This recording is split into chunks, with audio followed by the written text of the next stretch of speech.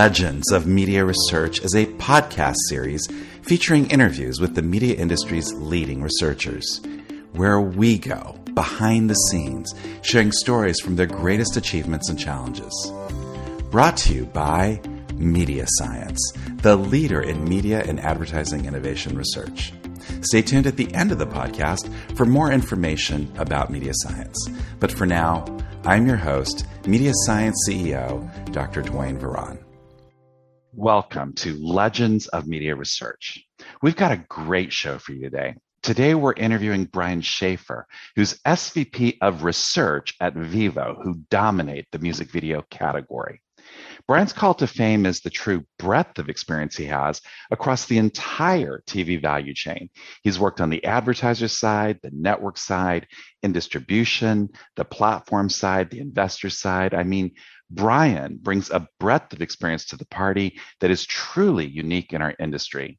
So he's going to be sharing tons of great insights with us today. Bryon, welcome to Legends of Media Research. Thank you. It's great to be here, Dwayne. I really appreciate the time. So, Bryon, you had a very unusual start in the industry. I think people don't know this about you, but your degree was actually in cultural anthropology. And then your start in the industry was actually, your first job was actually in banking. So you went from cultural anthropology to banking and then to advertising. Very unusual start. Maybe you can tell us a little bit about how you got started in the industry. For sure. So when I was in college, and it was our sophomore year when we were deciding what we wanted to major in and pursue academically, I was really drawn to the social sciences and namely cultural anthropology. I really loved reading ethnographies and had a really great advisor who would send us to different local establishments to pull together, at the time, cultural insights around what was happening at that particular restaurant or bar or business in the town that I was going to university, and just really felt that there was something about the social sciences that intrigued me, but the ability to apply that academic background in business functions, I started to see more as I pursued more gratifying career opportunities. Out of college, I wanted to be in New York City more than anything. And so I took the opportunity that would best benefit me in underwriting rent, paying back student loans, things like that. And that was in banking. But I quickly realized after but a few months that culturally, I was looking for something a bit more gratifying in terms of the people I worked with, the mission we were on, in terms of servicing our clients, and found at Ogilvy and Mather a great boss and leader who, as I was interviewing, I realized that she had gone to the same university that I did. So I made a connection and found that through that relatability to be just a really great first experience to me in a more creative industry. So I had looked around in advertising agencies, publishing houses, things like that. And when I saw it, I knew it was a great opportunity for me, and things took off from there. And in fact, a lot of the econometric modeling that you were doing in banking, you were then able to apply to your new role in advertising. There was a lot of similarities and approaches to modeling at the time, merger models on one end, but on the other end, ROI modeling. And I had some adjacent exposure to some econometrics that were happening at Ogilvy at the time, and was able to really be drawn into some of the more quantitative practices at media agencies at the time, but also tools development. And when my boss actually exited to go to Cara, they were able to allow me more and more exposure to opportunities around modeling, but also tools development. We were working at the time with some of the first fixed fusions, taking Nielsen television ratings and marrying them with consumer survey data. So you could get a rating for Lubriderm users, for example, or high blood pressure medication consumers, for example. And that to me was just a really exciting time, being able to help create stories for planners around the consumer that afforded them to put together smarter campaigns for our clients. Now, when you and I began collaborating, it was truly prehistoric times in terms of the new TV landscape. It was back first in 2003. At the time, you were Rick Mandler's lieutenant. Rick Mandler, another legend at ABC. And, together you guys were pioneering this idea of enhanced TV. Just for the benefit of the audience, to give you a little bit of background, around 2003, there weren't a lot of new TV landscape ideas around or possibilities. There was, of course, TiVo. There was Wink. I think Wink may have even been on its last legs by then. Microsoft TV had a little bit, but again, that never really kind of took off properly. And then there was enhanced TV. And when you look at enhanced TV with the benefit of hindsight, there are things that enhanced TV did in 2003 that today are being rolled out as new models. New ad models. And the way that enhanced TV worked, again, for everybody's benefit, is that the internet, which, by the way, back then was not broadband. I mean, it was a thin internet service. I mean, it was very, very, very thin, in fact. And so you had this functionality that was available over the internet that you could simultaneously use while you were watching broadcast television. And so they were designed as kind of as a two-screen experience. Pick up the lead from here and tell us about enhanced TV and what you were doing at ABC at that time. Yeah, that's great. So I had an opportunity to join ABC Television in sort of a relatively new area within the research team that was focused on bringing newer methods and approaches to support the sales team specifically at the beginning of that, and was hired by someone who had academic, methodological research background, and she helped me really get broad exposure to a wide range of internal clients, namely, and Rick Mandler, as you mentioned, was one of them. There's another alum from where I went to school. There was an instant connection where I was like, this guy's pretty cool. I want to do some work with him. And Rick at the time was building this enhanced TV division, which was focused on two-screen interactivity, if you will. So enhanced TV at the time was, for example, during Monday Night Football, you could watch Monday Night Football and its regular linear telecasts. And at the same time, you could have your computer there interacting with things that were happening with the game. So trivia, for example, about what was happening for the game. And what we were able to do through the design of experiments and working with yourself, for example, be able to draw the parallels between people engaging with the content and this sort of interactivity and the relative stickiness or resonance of the messaging that was coming across at that time, being able to show the value of advertising that took place in this context.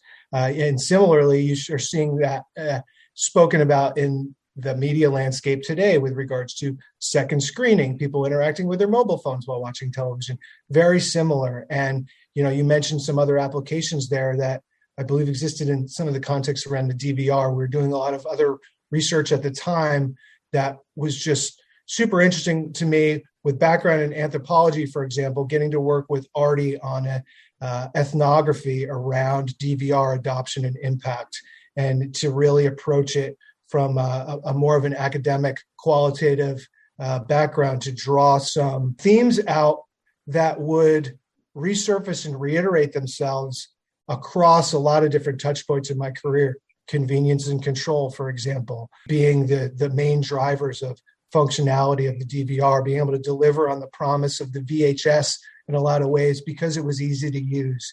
It being able to find penetration through cable distribution and recognizing that standalone TiVos were never going to get beyond 3.5% penetration on its own, because it's hard for consumers to wrap their heads around going to a Best Buy and buying a piece of hardware and running a landline in their current home setup, for example.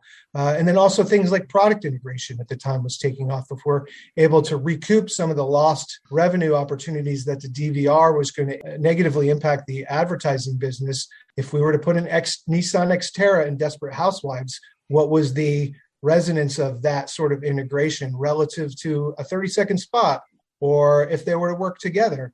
And so was just really able to use a variety of different methods, design of experiments to help quantify advertising value at that time. Really got to get a broad exposure to a wide range of clients focused on different things, but also different areas that are now have significantly impacted our business in the landscape 20 years later. Again, with the benefit of hindsight, when you look back, it was such a powerful premonition of the future. I mean, it was working with some pretty serious technological constraints in terms of what you realistically could do with the thin bandwidth that was available. But really, with the benefit of hindsight, it's just remarkable how many ideas were kind of like first pioneered in that enhanced TV era. It is really remarkable. And I look back at some of these things that I was fortunate enough to be able to be exposed to and work on. I kind of feel in a lot of ways like Forrest Gump being in all these really important moments of history with regards to media research. There were a lot of things that we were working on at the time that we knew were going to be really significant opportunities and challenges for the landscape over the next couple decades. Now, you mentioned kind of like being at the right place at the right time. I think that perfectly describes your tenure at Hulu. I mean, you landed at Hulu at such an interesting time. And, the dynamic, I mean, again, we collaborated a lot in that role as well. And I remember walking in Hulu and it was just such an exciting, it was electric. There was a revolution that was brewing. And Bryon, you were on the ground floor in the midst of that revolution. Maybe you can tell us a little bit about what it was like for you going from the world of broadcast to the world of Hulu. For sure. So I had actually spent a couple years having relocated out to the West Coast and working for Warner Brothers on the home entertainment side, where I had the great fortune of just working in high volume primary research on sort of in support of product management there. So at the time, the DVD business was peaking, but we were exploring electronic sell-through, which now is a fancy way of saying downloading and watching movies, but also just being able to do a lot of work that would lend itself well to SVOD configuration research over the next 10 years, namely a lot of choice modeling, a lot of understanding where pricing and packaging and the depth and breadth of the content you want to distribute and charge for and how and when and windowing that should take place. And so through that high volume, and I mean high volume at the time, Warner's and their other Warner's areas of the studio plus New Line Cinemas, we were releasing 30 films plus a year. So I was doing on a near weekly basis what a lot of researchers at other companies probably that have a new product launch once a year, maybe at a steady, quick pace. And really actually also missed a lot of the advertising and audience measurement aspects of that role. We used to work with the media team to understand best times to flight and wait, where placements went in support of the releases of these features. But when the opportunity to join Hulu at the ground floor came up, I leapt up the opportunity and really reached out and pitched and sold myself as having the benefits of multiple perspectives and working at the television and sort of sales side of the equation, but also the product management side of it, and was really able to, again, get broad exposure within Hulu to a lot of different things we were working on. If it was our ad model at the time, we were coming out with CPMs that were 2x the most expensive CPMs in market that people had seen that of broadcast prime. And our model at the time was sort of half the ad load at TV at twice the price. And so there was a lot of work there to quantify the value of that inventory and experience for advertisers who were not used to that level of pricing. So that lent itself well to a ton of advertising effectiveness research at the time in support of helping build that business. And also just making it easy for people who were being exposed to digitally distributed video to be able to speak the language of television and marketing as they had understood it, to be able to make it feel like something that they were accustomed to, even though in many ways it was very different. But culturally, what was the experience like? You arrived in this organization that was like a little bit of a revolution brewing. Yeah. Yeah, it was very different and much more in line with what I had always hoped a work experience would be like. Very casual and colloquial, very fast paced, minimal meetings. We prided ourselves on being a flat organization that was meritocratic in nature, but also just everybody focused on the mission at hand, and that was to not only help fundamentally change how people found and enjoyed television and movies, but at the same time, being able to steer an industry through a really challenging time in terms of how people were going to be finding and consuming content. Now, culturally, I'd also add that it was great to be able to start to wear even more hats that in a particular department in a corporation you might not be exposed to. So things like organizational design, which did the team look like? Being able to walk across the floor and talk to an engineer instead of having to set up a meeting next Wednesday and talk about it for 30 minutes. Being able to solve problems quickly like that, to me, became a really, really attractive proposition in terms of how I wanted to spend my day.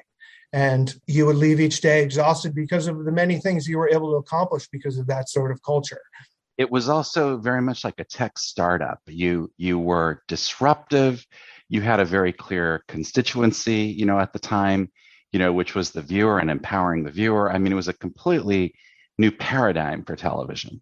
Absolutely. In fact, that was the first time that I had seen a level of focus and commitment to user experiences, and that the consumer had not had its day in court, so to speak, with regards to being able to decide when they wanted to watch something that they wanted to watch, or not having to experience 100 pop-up advertisements or a really large commercial ad load, which as we know, we found to be a major deterrent for if people would to come back and use a service through the research we've done over the years. But it was just really rewarding in that sense to be able to be really focused on the consumer as well as our other constituents, they being the advertisers, the content distributors, and programmers.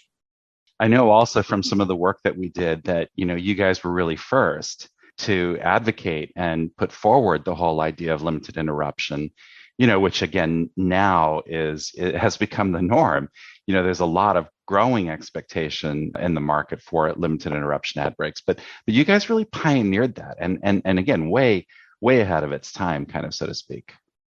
Yeah, it was really interesting in that we found that one of the better, if not few, incentives we could offer consumers was fewer interruptions or fewer breaks, or to actually engage them in conversations that they weren't used to having, that as byproducts were really beneficial for us. So to ask someone, is this ad relevant to you, in the context of they're watching an ad and they see a little question pop up to them, you're actually cognitively engaging them. Is this ad relative to you? So they're actually thinking about it. And they're giving you a little bit of highly scalable, yet very binary data back in exchange for that. So even with very low or modest response rates, fractions of a percent, if you will, we were able to get relatively large data sets that could in turn inform more relevant advertisement. Also giving them choice, for example, with our ad selector model at the time, they could choose which ad they wanted to see. It was another example of here we are engaging them in something and they're making a choice, started to talk about things being self-addressable at the time. That's another way to get them engaged in something, but also telling you what they like. And in that context, telling you two other things that they like less. So the data you're getting back in exchange for that conversation, if you will, is very, very valuable. You must look back at your time at Hulu with some nostalgia. What stands out most for you about that time? One of the things that was really fun for me was seeing that Hulu free TV on the internet model evolve into what it is today, long after I've left, has been really exciting. You saw this opportunity to distribute more broadly in the context where you were getting them to subscribe for something. And this was at the time where people didn't pay for things on the internet, and cut to now where it's so frictionless to be able to transact for things in terms of commerce on the internet that it was one of the first times I had seen no one's going to pay for this evolve into, hey, we just crossed our 1 millionth subscriber threshold. And so I feel like that was proof positive that we were onto something as an industry, is that, yes, people are willing to pay for it, but it has to be markedly better in solving for a problem. People pirate content because it wasn't accessible to them more than anything. And so the more easily you made it to consume and find, the more it would be consumed. It wasn't anything. And our CEO at the time used to speak to, we're not selling air, but if we make this content more available, they will consume more of it. And we've seen that hold true in many other progressions of content distribution over the last 20 years, 15 years. We don't want to paint the impression that everything went to plan. I remember one of the challenges that you faced at Hulu was Hulu's international expansion. I think at the time there was a major venture expanding into Japan. It's really been surprising in a way, looking with the benefit of hindsight, that you didn't have Hulu grow globally the way, say, Netflix grew globally. Maybe you could tell us a little bit about what some of the challenges were that you were facing in that kind of like global expansion side of what you were attempting at the time.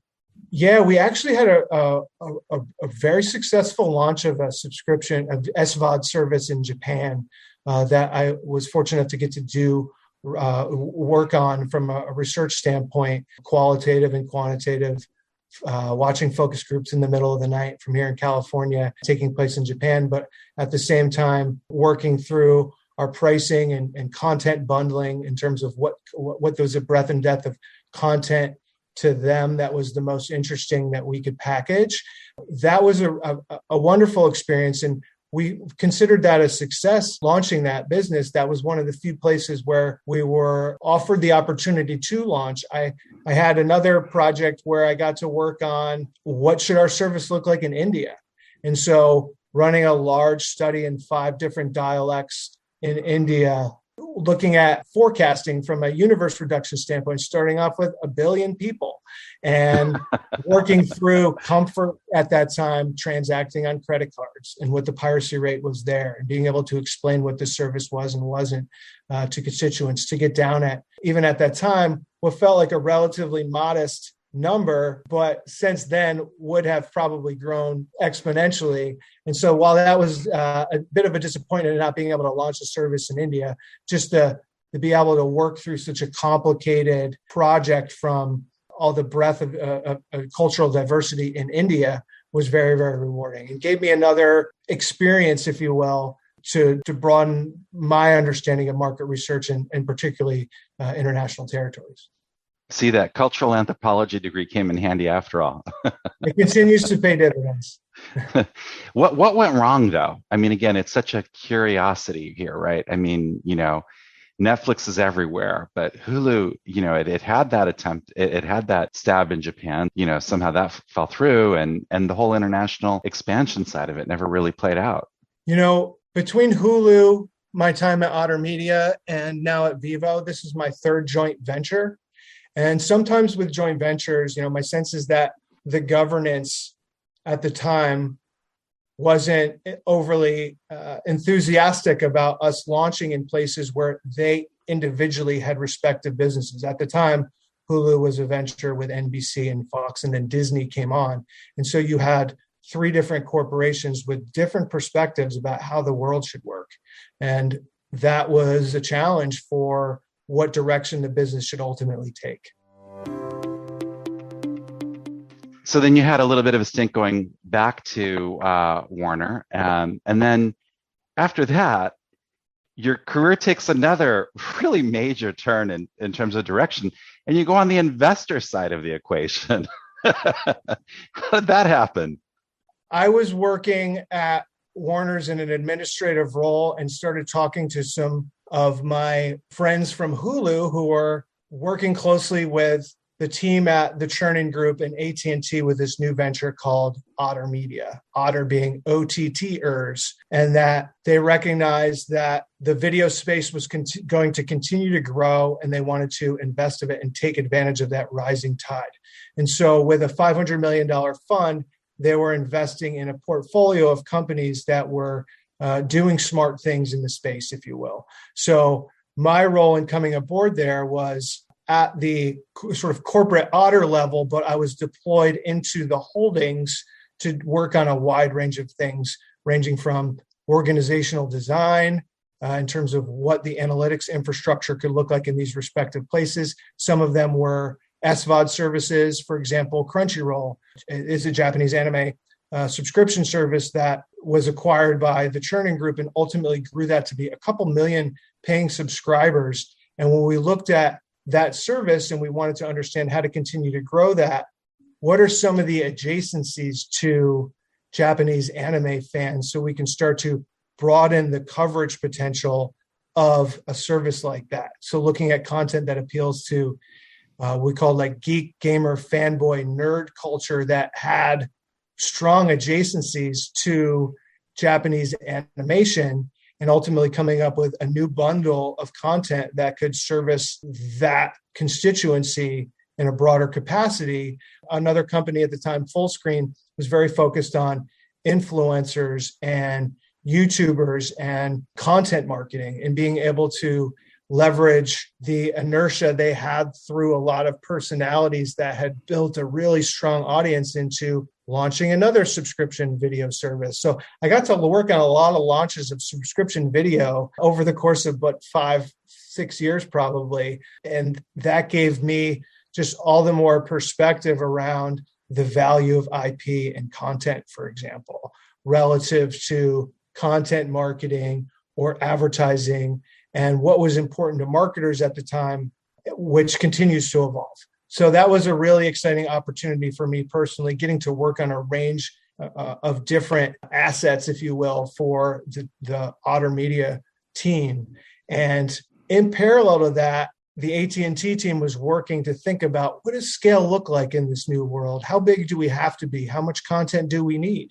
And through this venture, they really saw that they were going to need a lot more. And so that ultimately led to the Time Warner acquisition, which was a really exciting time for me to be there, because I was just getting exposed, not just in the day-to-day projects we were working on, but to the larger development of a corporate strategy around what the future will look like in terms of who succeeds in this space and the breadth and depth of their libraries that need to really support a strong consumer proposition for the long term.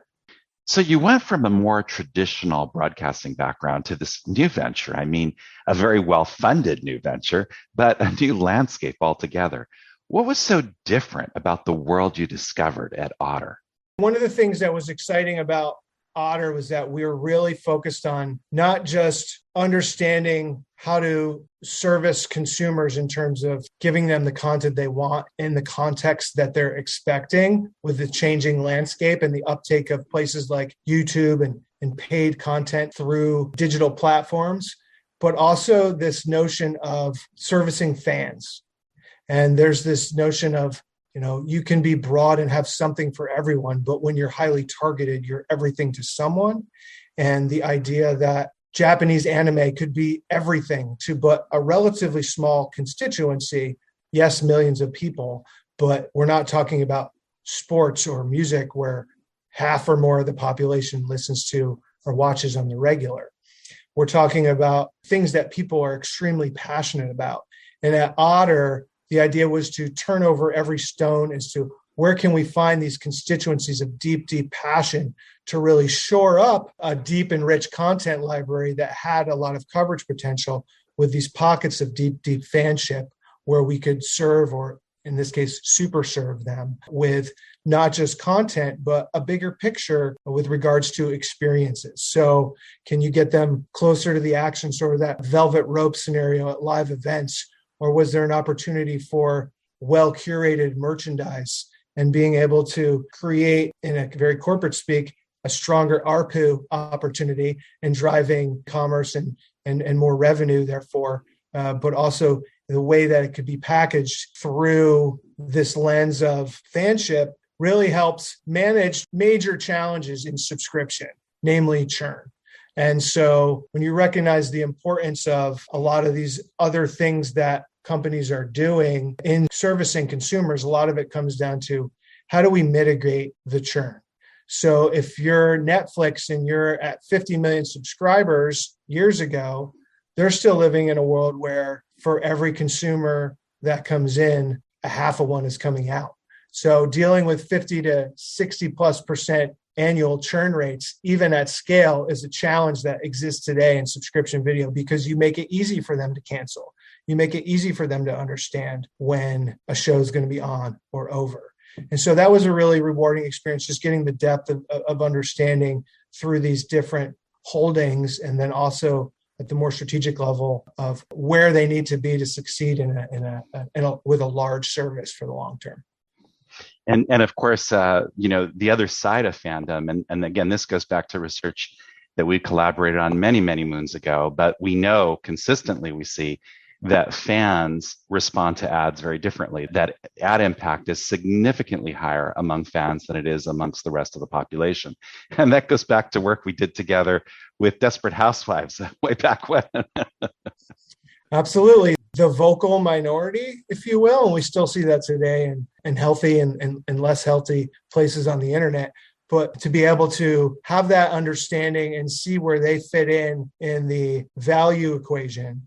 When you think about the laws of volume distribution, to have a service that, say, has 20 million users, you really have 2 million users that represent 75% of the volume. And everyone else is very light user. And that's sort of how that 80-20 rule has manifested in media over the past several decades. And so the path to scale is really, really important. When we say, what is meaningful scale? We're talking about a world where on a monthly basis, you're reaching 100 million plus, recognizing that heartbeat is but 10% of that user base. It's a great point. We've talked in previous episodes about the Pareto principle in a different context, in terms of the market reach context and why reaching light buyers is so critical. But as you say, when it comes to things like churn and building your distribution, the Pareto principle plays a really critical role because the people that you're really going to build your service on are going to be those core users ultimately. That's right. That's right. Also, your time at Otter Media, of course, because of the focus of a lot of the content, the youth audience was a really big focus for where a lot of your startups, I guess, were applying their craft and their energy. So you got a lot of exposure in that time period as well to youth culture. Yeah, absolutely. And largely in the context of YouTube at the time, which was a very fascinating environment in that we saw sort of hand over fist that generation over generation, there was a path towards different things that younger generations were watching and accessing and consuming. And a lot of the things we learned about YouTube at that time, we see happening today with TikTok, for example. So the ability to watch something that's not being programmed on linear television, DIY videos, makeup tutorials, a wide range of different types of content that had never any sort of exposure in the traditional television business, were driving audiences that dwarf them in many ways. And so to understand when you're talking about youth culture, that there's a very brief window of deep, deep relevancy that having connections to a YouTuber has, and the resonance that those conversations have with them is extremely meaningful, particularly relative to a 30-second spot in a broad-based television show, for example. And so that was a really attractive proposition to a lot of marketers who wanted to be able to leverage those relationships. The challenge, of course, is finding scalable inventory, and content marketing at that time was really interesting because it was an opportunity to try to push the envelope of what's possible for advertising beyond the 30-second spot, but also just finding out the challenges with those sorts of models as well. To have a very challenging economics behind meeting hundreds and hundreds of people to make custom content that ultimately would be viewed by tens of thousands of people versus tens of millions in a lot of ways is a really deep insight around that type of business that enabled investors like the Chernin Group and AT&T to understand the benefits, but also the limitations of those sorts of businesses. So then you made your final transition in our story today, at least, to Vevo. And, such an interesting transition for you. You came in at a very interesting time in terms of how Vevo's content was being distributed. Maybe you could tell us a little bit more about your transition into Vevo. So I began talking to some ex-Hulu colleagues who were at Vevo while Time Warner and Otter Media were being acquired by AT&T. And I also recognized that the landscape was about to enter a period of distress. Things were consolidating. The world was about to get much smaller for the Time Warners or Disneys, for example, and recognizing the importance of going to direct to consumer, but also this renaissance in how the content would be windowed and distributed. And in talking with my friends and now colleagues at Vevo, Vevo had this really interesting proposition where they generally represented the category of music videos in the market. And music videos are a lot like sports in that if you ask consumers what types of content they love and want more of, music and sports have a tendency to float to the top. Current TV shows and movies and Spanish language content are up there too. But when you look at this sort of last bastions of scale in the content space, those are your five places, more or less. And the music labels at the time were distributing their music videos on YouTube, and that's it. And they were being successful in the revenue that they were generating. But at the time, it was largely computer and mobile driven. And we knew that we were on the precipice of the connected television marketplace starting to take off. And in recognizing with the music labels that a broader distribution strategy not only reinforces the business that's been established with YouTube, you're actually going to expand your audience, make it easier for people to find and enjoy music videos, and take advantage of the fact that half the population each month doesn't watch music videos on YouTube. So there's upside there. And there's upside not just in larger audience and more revenue, but there's a larger upside in just building a defensible moat around the Vevo proposition, which strengths are really rooted in the aggregate of the IP between Sony Music and Universal Music Group. And so I joined there a little over 3.5 years ago, and we focused a year on our CTV strategy and then deploying the connected television partnerships in the market with all of the leaders who were supporting ad-supported distribution at that time. And so being able to stand up services on Apple or Pluto or Amazon, et cetera, that allowed for us to reach more people, have people be able to turn on their connected TVs and see in a lot of ways more passively consumed opportunities, but with sort of self-addressable relevance in a lot of ways. You can turn on and see an EPG that's cached linear experience today that feels like old school TV in a lot of ways, but it's powered by the internet. And so we're able to deploy data and more contextual filters to make things more and more relevant, not just from a programming standpoint, where my past viewing behavior can inform what you should recommend to me, but also what ad experiences I'm going to be more or less open to. And so the past few years at Vevo have been extremely rewarding in being able to help the market move in a world where their inventory is rapidly eroding in the places that they've historically found it, to exploring these new opportunities and being able to make fair comparisons and get them from A to B in a relatively easy way. And that's a lot of what we did at Hulu, is make it easy for people to plan and buy media in these new places that they traditionally haven't been accustomed to. So that's been a lot of fun. And since you joined Vevo, a lot of your focus was really on finding and building new distribution models for music videos. That's right. one of the things we recognized was that with such a highly fragmented ecosystem, there's a lot of opportunity for the business to recognize any place with some sort of minimal threshold for coverage should be entertained as an endpoint to touch a consumer. And so we've left this space over the last 10 years where we're used to a show or a network reaching millions of people a night. And now we've transitioned to a place where we've got a multitude of services, call them a dozen, that are reaching hundreds of thousands a day. And so it's really important to be able to find that strength of aggregation, that power in numbers that come through a broad distribution strategy. And that also makes you a really important measurement partner because you're able to understand a lot of the nuance that might be happening on one particular platform relative to another.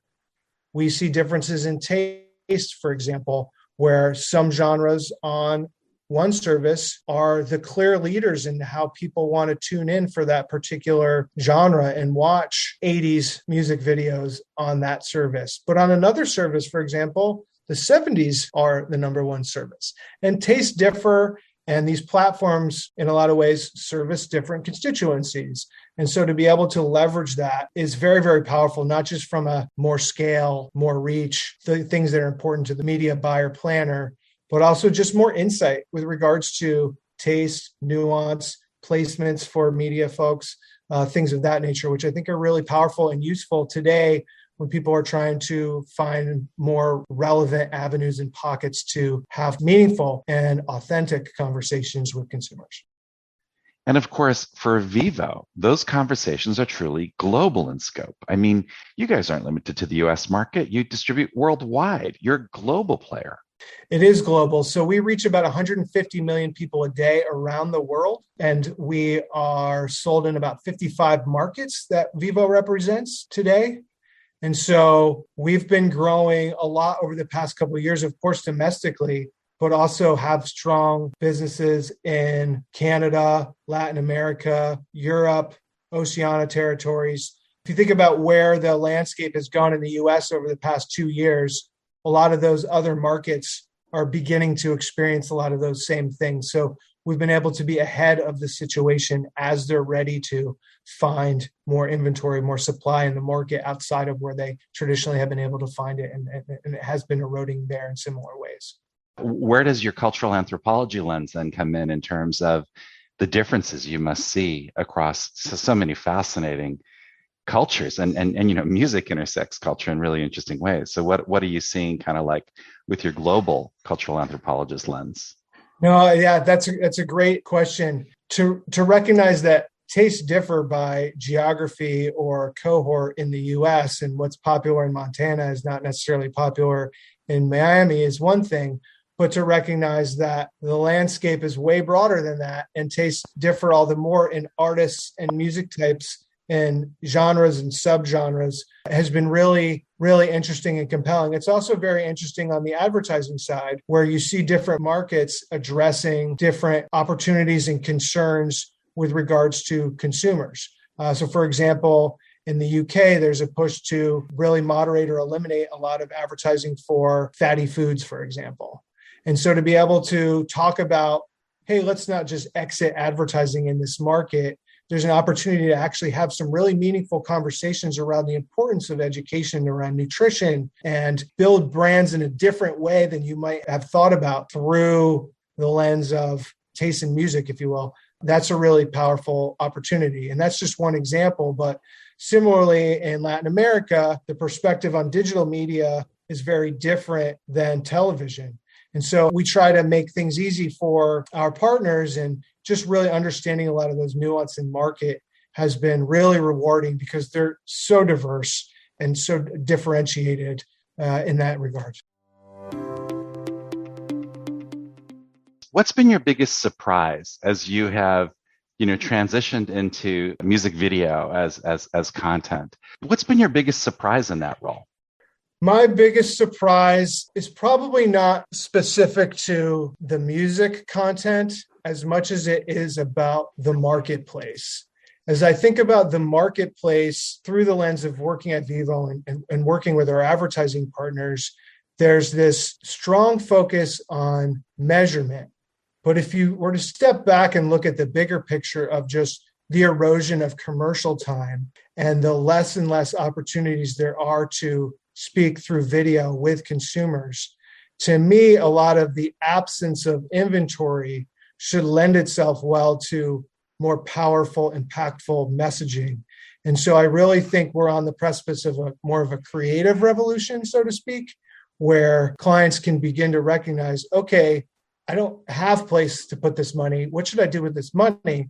Maybe it should go back to PR, or maybe it should go back to reinventing the creative brief to recognize that a 6-second spot is a much more powerful spot in the context of a feed where people are blazing through content and the decay curves are so markedly sharp and people are spread thin on time and attention.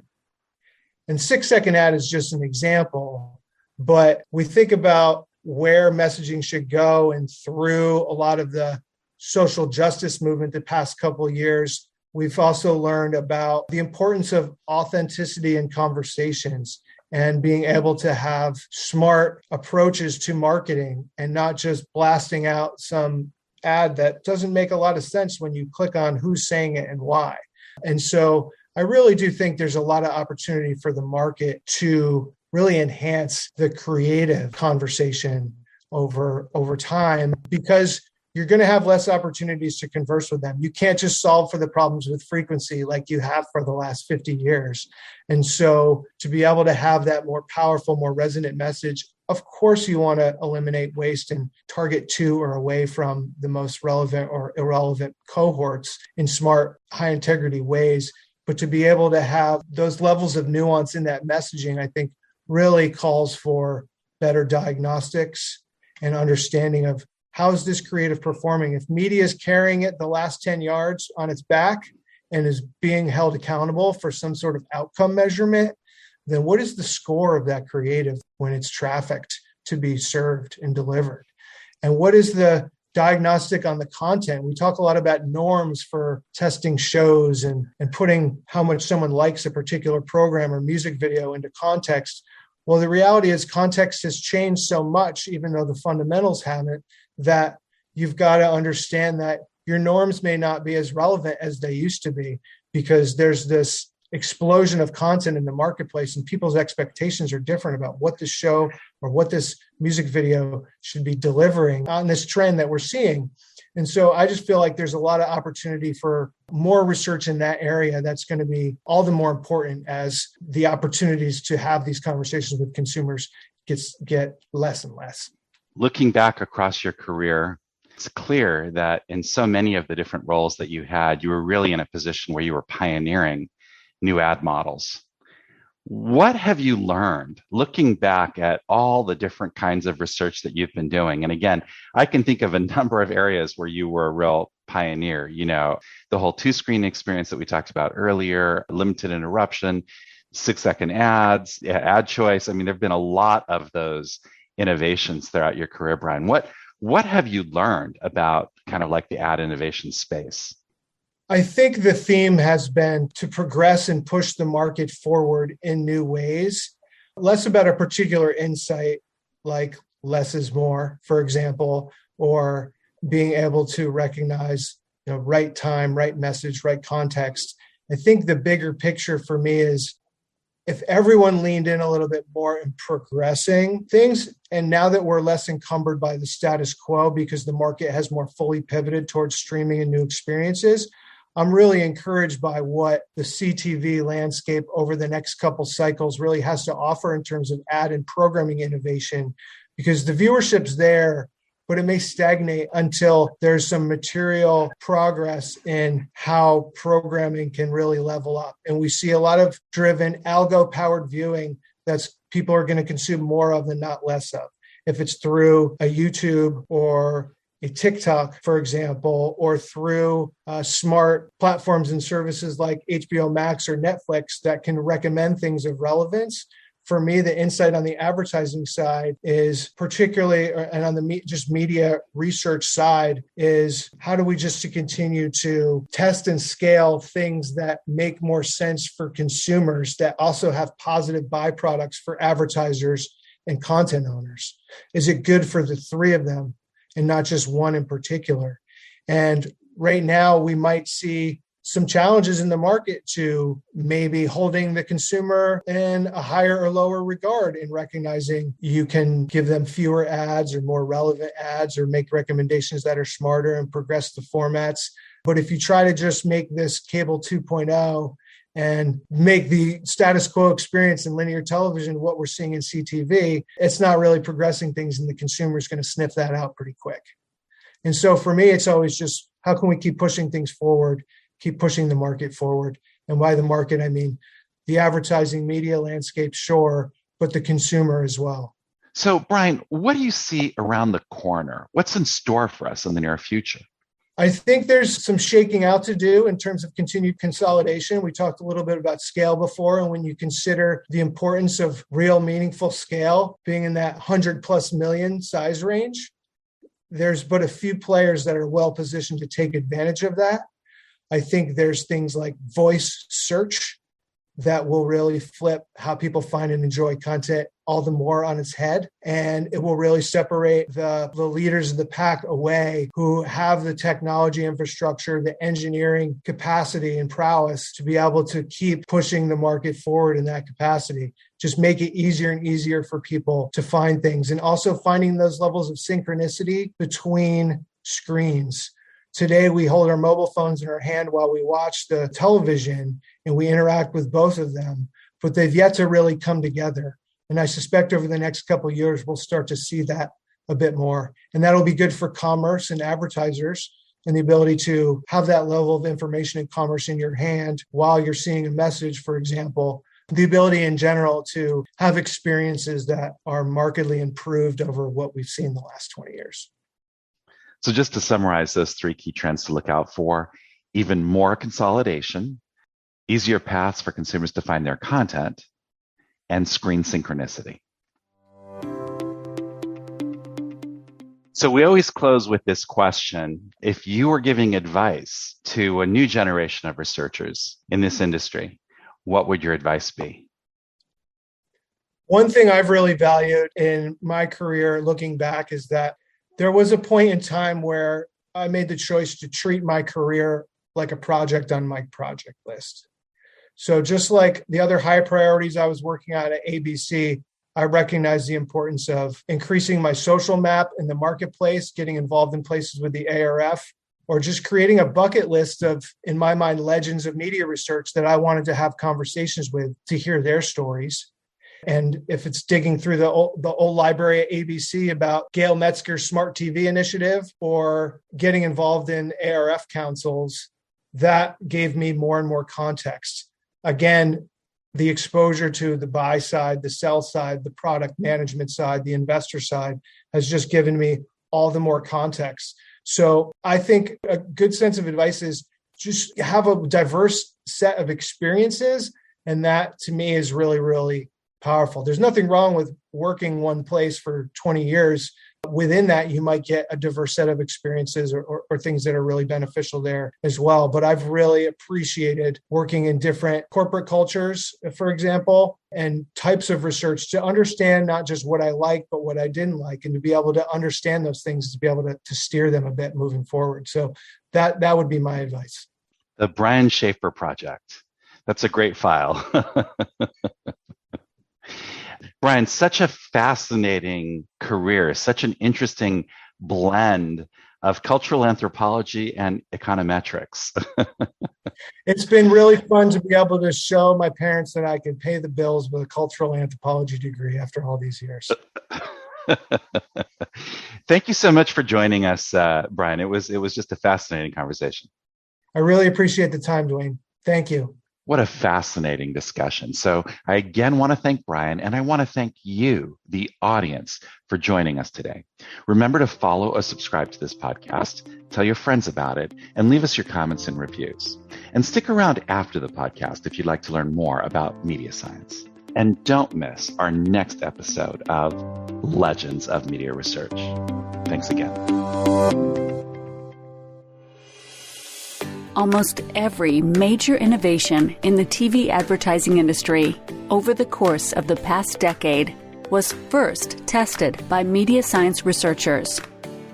Whether you're talking about video ads on mobile phones, or limited interruption ad pods, or program context effects, or brand integrations, or pause ads, or picture-in-picture ads, or 6-second ads, or interactive ad formats. I mean, the list goes on and on. All were first tested by media science. Media science is the leader in media innovation research. So when you're looking for media or advertising innovation research, collaborate with media science. Learn more at mediascience.com.